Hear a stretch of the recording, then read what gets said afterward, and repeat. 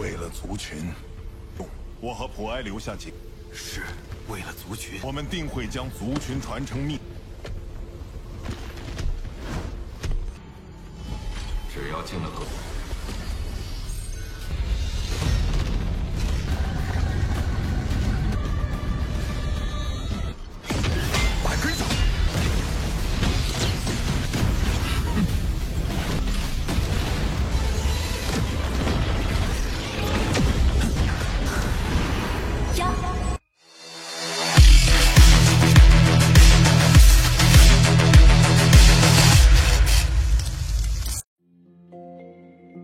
Halo semuanya, selamat datang di Ruang Sinema. Bagaimana kabar kalian semua? Semoga selalu sehat dan baik-baik saja. Sesuai jadwal, jadi pada hari ini kita akan kembali melanjutkan series Donghua Penakluk Bintang episode terbaru, yang mana ini adalah episode yang ke-188. Bagi yang mau bergabung dengan series ini, kita sudah sediakan playlistnya. Jadi kalian bisa dengan mudah mencari di mana episode awal dari series ini.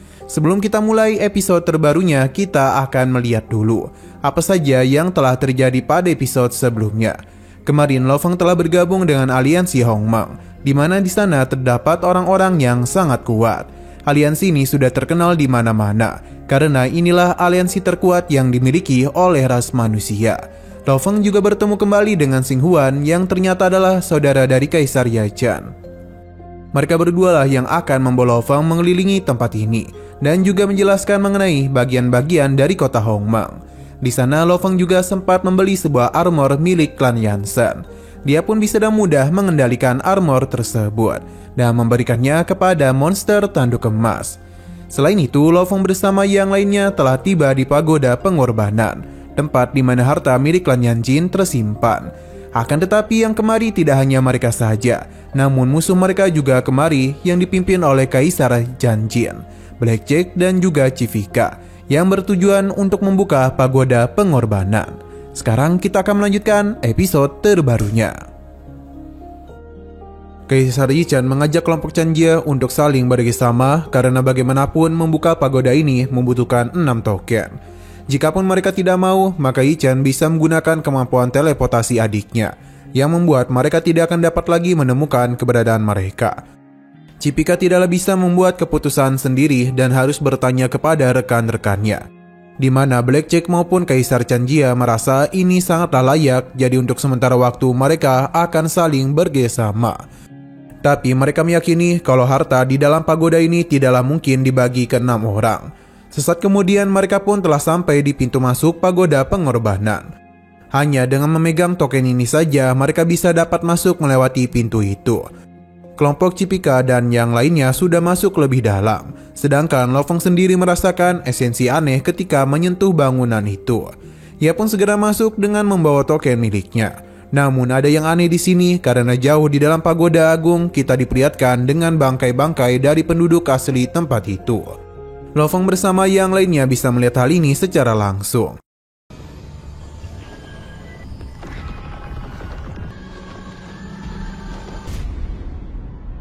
Sangatlah wajar mengapa ada begitu banyak jasad. Pasalnya para master kosmik dari 4 klan puncak telah menyapu bersih benua Yanji dengan serangan jiwa. Bahkan pagoda pengorbanan sekalipun tidak dapat menghentikan serangan besar ini, yang mengakibatkan orang-orang Yanjin tidak memiliki waktu melarikan diri. Akan tetapi di setiap jasad tidaklah memiliki cincin ataupun senjata. Kemungkinan besar kelompok Chanjin telah lebih dahulu menelusuri tempat ini. Kaisar Yichan menyarankan mereka berhati-hati karena orang-orang ini jauh lebih memahami tempat itu dibandingkan mereka. Perlahan namun pasti mereka pun masuk semakin dalam hingga tiba di sebuah tempat, di mana Kaisar Chanjie bersama yang lainnya pun mulai pergi ke masing-masing patung. Yang mana kemungkinan besar ini adalah tempat untuk meletakkan token. Kaisar Yichan menyarankan untuk menyerahkan Changjin kepadanya. Jika bahaya besar terjadi, maka dia menyarankan untuk melarikan diri menggunakan teleportasi, yang membuat rencana tidak hanya mereka saja, namun kelompok Changjin juga. Hanya saja tempat ini memiliki sebuah pembatas yang menahan kekuatan hukum. Setelah meletakkan masing-masing token, ke-6 token pun mulai saling bergabung, yang membuat tempat ini juga bereaksi, yang menandakan kalau pintu masuk menuju pagoda agung akhirnya terbuka juga. Lo Fong bersama yang lainnya bisa melihat dengan jelas terbukanya pintu tersebut yang benar-benar sangatlah terang. 只要进了河，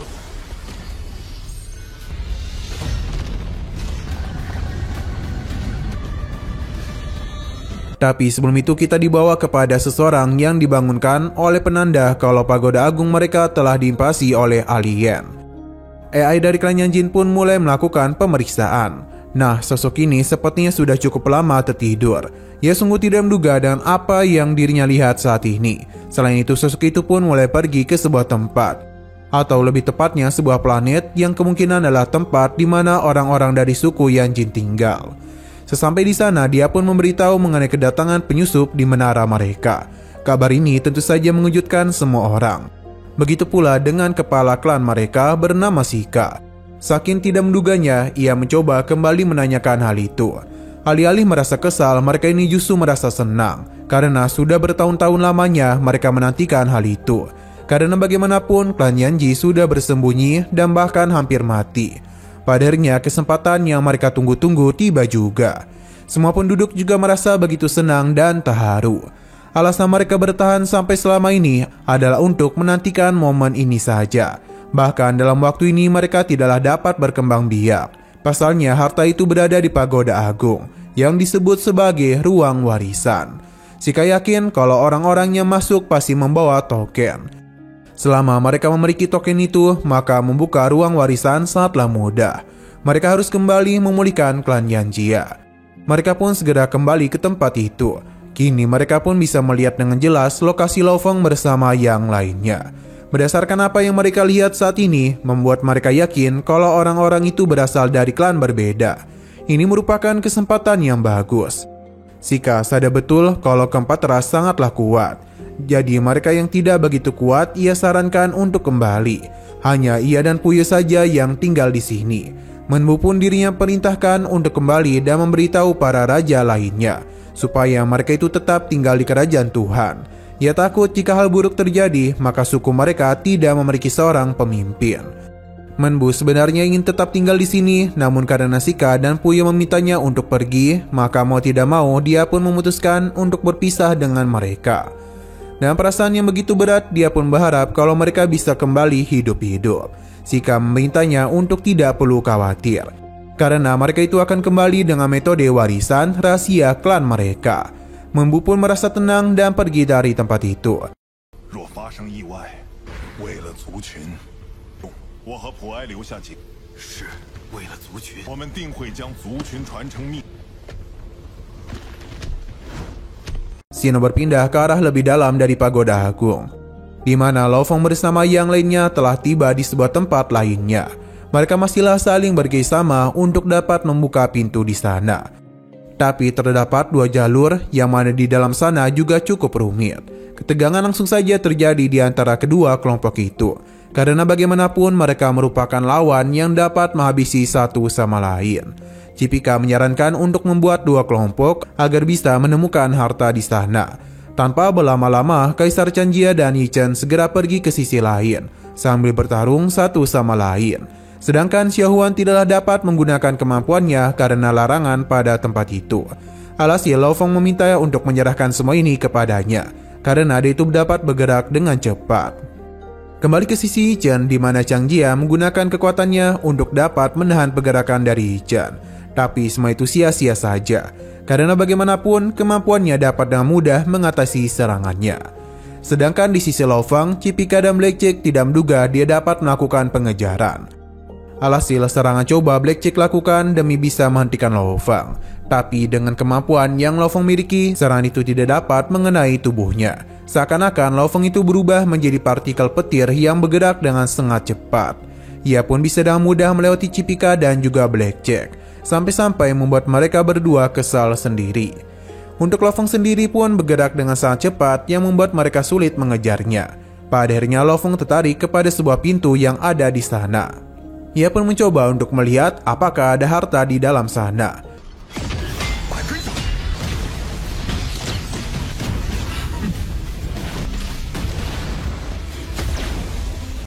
Terdapat 3 kotak yang ada di tempat itu. Ada sosok klan Yanjia di sini, tapi ia hanyalah sebuah jasad saja. Ketika Lo Feng mendekati ketiga harta itu, sebuah cahaya pun mulai muncul.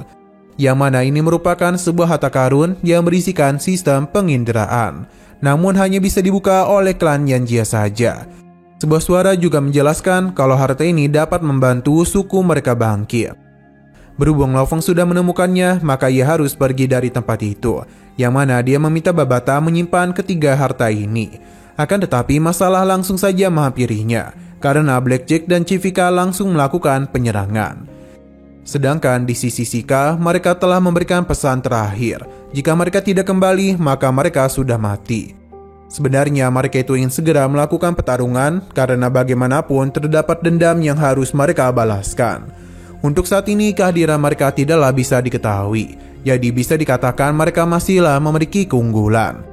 Mereka akan menunggu kesempatan di saat orang-orang itu saling menghabisi satu sama lain. Kembali ke sisi Chan Jin yang diberitahu kalau Lo Feng telah mendapatkan harta. Jadi ia langsung saja mengubah haluannya tapi tidak dibiarkan oleh Yi Chen. Sedangkan Lo Feng sendiri langsung bertarung dengan Blackjack dan Chivica. Ternyata Blackjack itu memiliki bunga ilusi darah yang merupakan lawan sepadan bagi Mo Yanfeng. Tapi ada Chivica di sini yang langsung saja melakukan penyerangan juga kepada Lo Feng. Berhadapan dengan dua orang sekaligus bukanlah hal yang baik untuk Lo Feng. Maka karena itulah dia hanya bisa menghindari seluruh serangan itu saja. Tapi serangan yang begitu banyak pun akan menyulitkan dirinya. Beruntungnya Xing Huan datang di waktu yang tepat untuk bisa membawanya pergi dari tempat itu. Tidak ingin membiarkan hal itu begitu saja, Blackjack dan juga Chivica segera melakukan pencarian. Pasalnya kemampuan Xing Huan dibatasi di tempat ini, jadi ia tidak akan dapat kabur terlalu jauh. Sayang sekali mereka itu lengah dan membuat Xing Huan bisa melakukan penyerangan demi menahan mereka. Sejauh ini serangannya berhasil dan membuat mereka bisa berlari lebih jauh.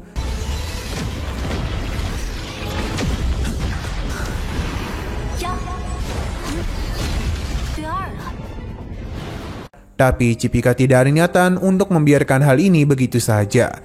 Serangan telah dilakukan dan untung saja Lo Feng dapat menyadari hal itu. Ia segera melindungi Xing Huan dari serangan tersebut. Tapi hal ini pun membuat mereka telah terkepung dari arah belakang dan depan. Serangan langsung saja kembali Chivica lakukan berserta robotnya. Untung saja di sini ada Lo Feng, yang mana dia pun segera menahan seluruh serangan itu dan membawa Xing Huan pergi. Namun di depan sana sudah ada serangan Chan Jin yang menunggu. Lo Feng bisa menghindarinya namun tidak untuk Xing Huan, yang mengakibatkan dirinya pun terkena serangan itu dan dirinya tidaklah mampu bertahan. Alhasil dia pun menghilang. Sedangkan Lo Feng sendiri tidaklah sadar dengan kedatangan Chan Jin. Pertarungan langsung saja terjadi di antara mereka. Dalam pertarungan ini Lo Feng masihlah mampu menahan serangan dari Chan Jin, yang membuat dia sangatlah penasaran sebenarnya siapakah Lo Feng itu, karena mampu menahan serangan seorang raja.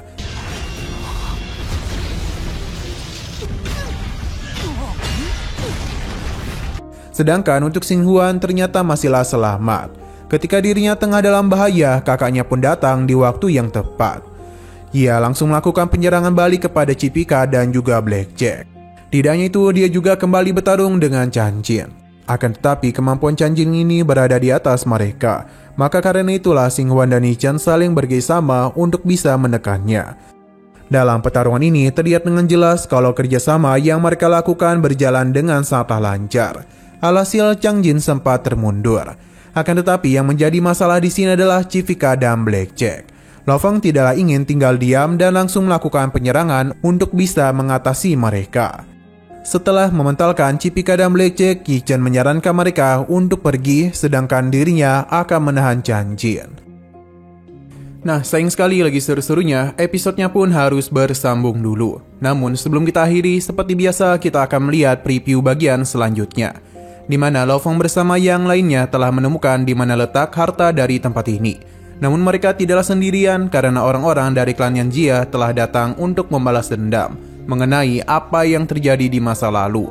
Selain itu, pertarungan juga telah terjadi di antara Lo Feng dengan kelompok Chivica, di mana dalam pertarungan itu tidak ada yang mau mengalah, bahkan semua melakukan yang terbaik. Dan entah kenapa Kaisar Yi Chen tiba-tiba saja meminta maaf.